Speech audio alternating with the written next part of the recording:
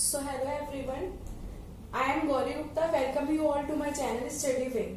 तो आज जो हम करने वाले हैं वो है एक्सरसाइज 4.3। ये कंटिन्यूशन है ग्राफ ऑफ लीनियर इक्वेशन वाले टॉपिक का। इसमें हम वर्ड प्रॉब्लम्स करेंगे। वर्ड प्रॉब्लम से मतलब क्या है, इसमें हमें खुद से ही इक्वेशन को फॉर्म करना है और फिर उसको सॉल्व करना है। ये हमें क्वेश्चन में दिया होगा कि हमें सॉल्व करना है या फिर सिर्फ इक्वेशन को फॉर्म करना है। तो देखते हैं किस टाइप के क्वेश्चन आते हैं इसमें। सबसे पहले एक्सरसाइज 4.3 का मैं दे रही हूँ क्वेश्चन नंबर 4। क्वेश्चन में हमसे क्या कहा है, the taxi fare in a city is as follows. हमें किसी टैक्सी के फेयर के बारे में बताया हुआ है। For the first kilometre the fair is ₹8 and for the subsequent distance it is ₹5 पर किलोमीटर। हमसे कह रहे हैं कि फर्स्ट डिस्टेंस जो कवर करते हैं उसके लिए जो फेयर है, टैक्सी फेयर है, वो ₹8 का है और उसके आगे के डिस्टेंस के लिए ₹5 पर किलोमीटर है। तो taking the distance covered as x kilometre and the total fare as y kilometre, write a linear equation for this information and draw its graph. हमसे क्या कहा है, हमें डिस्टेंस लेना है x kilometre and total fare हमें already given है y kilometre. इस इंफॉर्मेशन को यूज करते हुए हमें एक linear equation in two variables को फॉर्म करना है और फिर वो जो भी इक्वेशन आएगी उसके लिए हमें ग्राफ की प्लॉटिंग करनी है। तो क्या पहले से हमें गिवन है, डिस्टेंस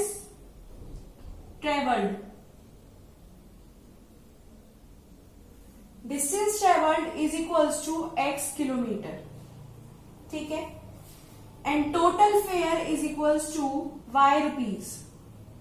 दो चीजें हमें ऑलरेडी गिवन है।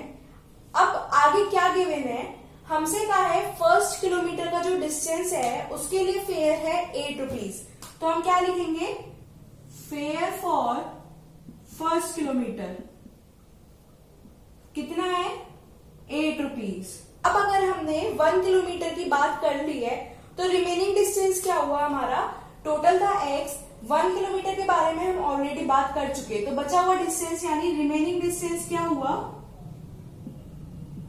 It is x minus 1 kilometre. Total x था उसमें से हमने 1 माइनस कर दिया क्योंकि 1 की कॉस्ट हमें ऑलरेडी पता है, ठीक है। अब हमसे कहा है जितने बचा हुआ डिस्टेंस था उसके लिए फेयर है ₹5 पर किलोमीटर। तो हम निकालेंगे fair for remaining distance, fair for remaining distance 1 kilometre के लिए था ₹5, तो टोटल रिमेनिंग डिस्टेंस के लिए कितना होगा, 5 मल्टीप्लाई x माइनस 1, ये होगा हमारा रिमेनिंग डिस्टेंस के लिए फेयर। अब क्या गिवन था हमें, टोटल फेयर है ₹5 और हमने अपने पास से जो कंडीशंस निकालनी है उनके अकॉर्डिंग भी हमें टोटल फेयर मिल रहा है।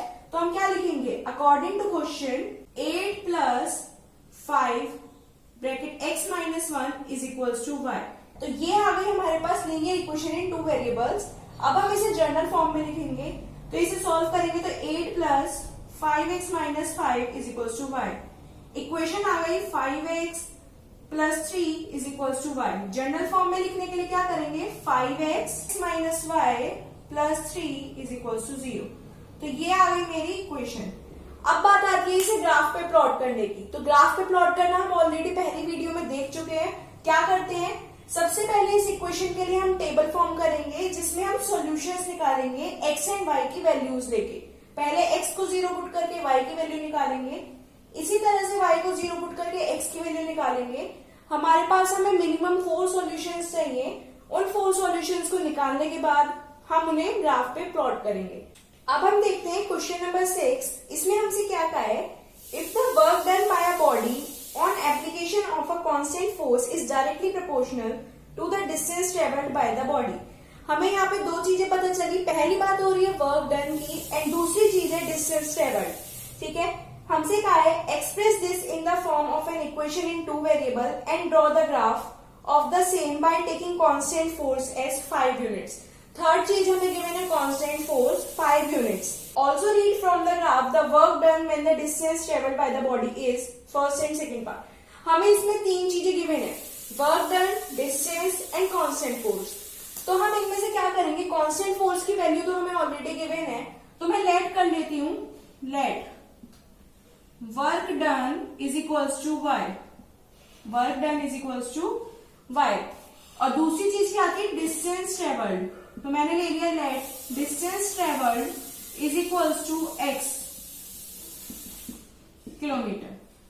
ठीक है, अब हमसे क्या कहा है, ये जो हमारा वर्क डन है ये डायरेक्टली प्रोपोर्शनल है डिस्टेंस ट्रेवल्ड के, तो इससे हम अपनी इक्वेशन को फॉर्म करेंगे अकॉर्डिंग टू क्वेश्चन। हमसे क्या कहा है, वर्क डन यानी कि y is directly proportional to distance travelled, distance travelled x है, तो हमारे पास इक्वेशन क्या आ गई, y is directly proportional to x। लेकिन अभी हम इसे प्रॉपर इक्वेशन के फॉर्म में नहीं लिख पाए, तो हम करेंगे क्या, ये हम प्रोपोर्शनल का साइन हटाएंगे।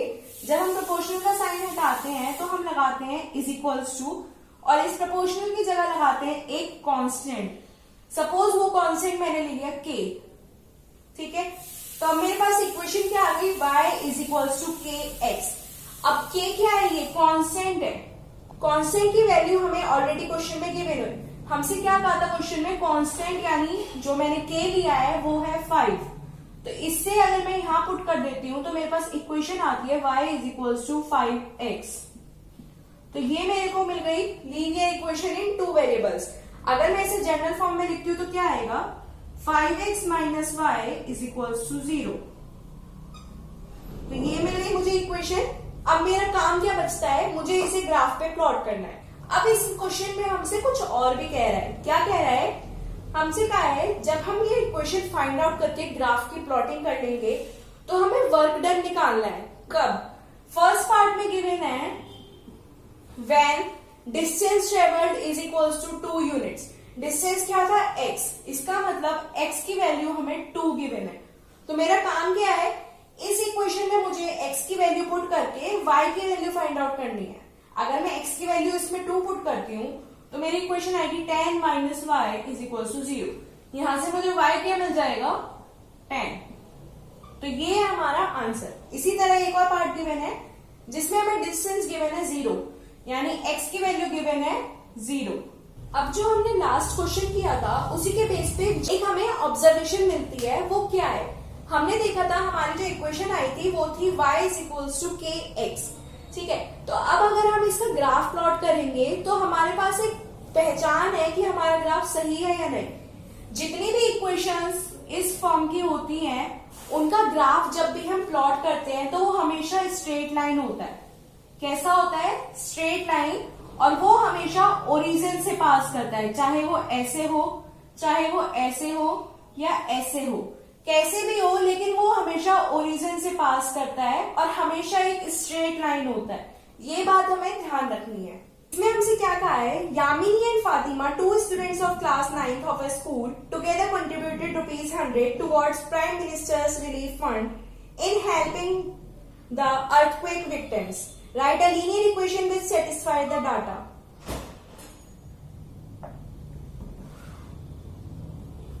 सबसे इजी क्वेश्चन है। इसमें हमसे क्या कहा है, यामिनी एंड फातिमा 2 गर्ल्स हैं जिन्होंने कुछ कंट्रीब्यूशन दिया है, उनके कंट्रीब्यूशन का जो सम है वो टोटल ₹100 है। तो हमें फाइंड आउट करना है कि उन दोनों का इंडिविजुअल कंट्रीब्यूशन कितना है।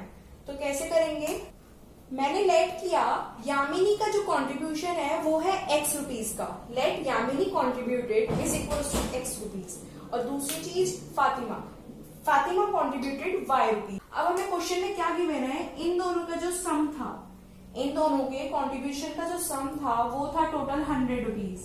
इसका मतलब x plus y is equal to 100। तो ये मिल गई हमें हमारी इक्वेशन। अब हम डायरेक्टली इसको ग्राफ पे प्लॉट कर सकते हैं। तो this was the question number 7। अब जो नेक्स्ट क्वेश्चन है उसमें हमें ऑलरेडी इक्वेशन गिवन है और उसके बेसिस पे हमें कुछ क्वेश्चंस के आंसर देने हैं। इक्वेशन क्या गिवन है, f is equal to 9/5 multiply by c plus 32। हमें इक्वेशन गिवन है, इसमें हमारे पास 2 चीजें हम देख सकते हैं, पहला है f एंड दूसरा है c। तो यही हमारे 2 वेरिएबल्स है, इसमें x एंड y की जगह क्या है, f एंड c। ठीक है, बाकी सब कुछ सेम है, बस वेरिएबल्स को चेंज किया है।